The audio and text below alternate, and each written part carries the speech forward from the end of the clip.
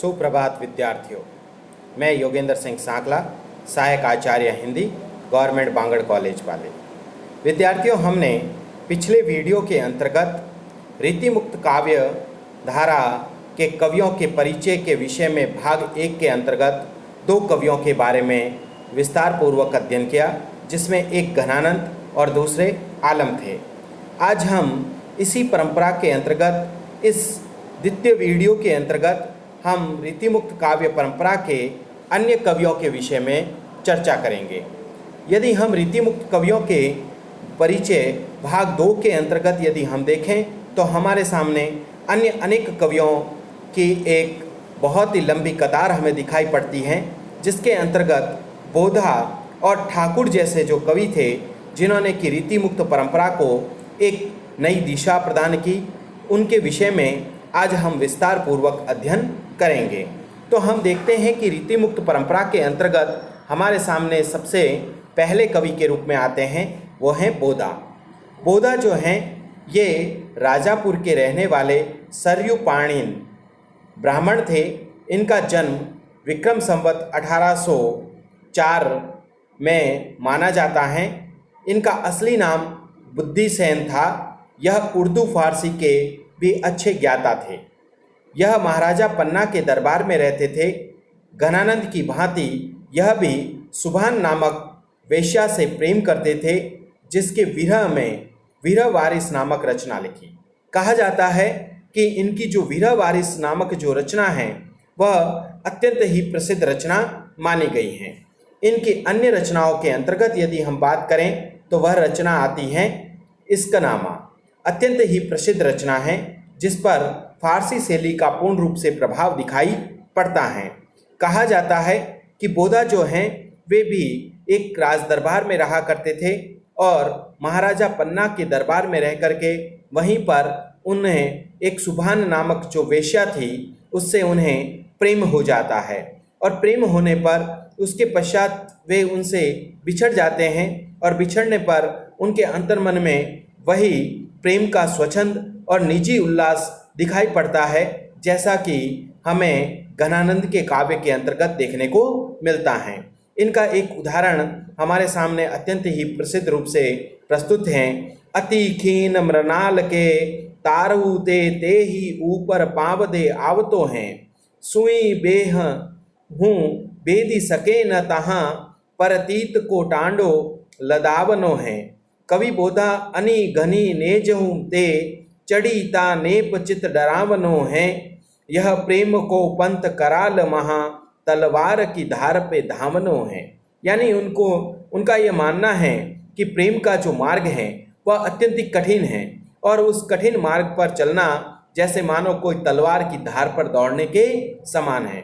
तो इस प्रकार इन्होंने प्रेम को बहुत ही अधिक महत्व दिया और उसकी समूची विशेषता को हमारे सामने उद्घाटित करने का प्रयास किया है। अब हम अगले कवि के रूप में यदि बात करें तो अगले कवि हमारे सामने आते हैं ठाकुर। ठाकुर जो हैं वो रीतिमुक्त कवियों में घनानंद के बाद सर्वाधिक महत्वपूर्ण कवि के रूप में जाने जाते हैं। यह अपनी अक्खड़ और मस्ती के कारण अत्यधिक प्रसिद्ध हैं। इनकी जीवनी अत्यंत ही उलझी हुई है। इस उलझन के कारण यह भी है कि ठाकुर नाम के 3 कवि हुए। 2 असनी के यानी कि ठाकुर नाम के 3 कवि माने गए हैं, जिसमें 2 तो असनी के रहने वाले और तीसरे बुंदेलखंड के थे। लेकिन ठाकुर का जन्म विक्रम संवत 1823 में हुआ। इनके पिता का नाम गुलाब राय था। जोधपुर के ये निवासी थे। इनकी कविताएं ठाकुर ठसक नामक एक संकलन के अंतर्गत संकलित हैं। इनकी रचनाएं जो हैं वह सवैया छंद के अंतर्गत रची गई हैं। इनकी कविता अत्यंत ही सरल व स्वाभाविक भी हमें दिखाई पड़ती हैं। कहा जाता है कि जो ठाकुर थे उनके विषय में हमारे सामने आचार्य रामचंद्र शुक्ल ने इनके नाम की विसंगतियों को लेकर के पूर्ण रूप से वर्णन भी प्रस्तुत किया है। कहा जाता है कि ये जोधपुर के जैतपुर के निवासी थे और उनके पिताजी के साथ ही यह रहते थे, और वहीं से इन्होंने प्रारंभिक शिक्षा प्राप्त की और जैतपुर नरेश के दरबार में वहीं पर ये रहा करते थे। वहाँ इनका बहुत ही बड़ा नाम था। इनका जो परलोकवास है वह माना जाता है विक्रम संवत 1880 के लगभग। ये बड़ी ही स्वतंत्र प्रकृति के देश प्रेमी कवि थे, इसीलिए इनकी ज़्यादातर जो रचनाएं हैं वो एक छोटे छोटे अलग अलग विचारधाराओं के अंतर्गत रची गई है, जिसे कि ठाकुर ठसक के अंतर्गत संकलित किया जाता है। उनमें रीति के बंधनों की बिल्कुल भी चिंता नहीं थी, वे रीति के बंधनों के अंतर्गत बंध करके कभी भी नहीं रहे। इनकी कविता अत्यंत ही सरल और स्वाभाविक श्रेणी की है। इन्होंने अपनी कविता में लोकोक्तियों का बहुत ही सुंदर प्रयोग किया है।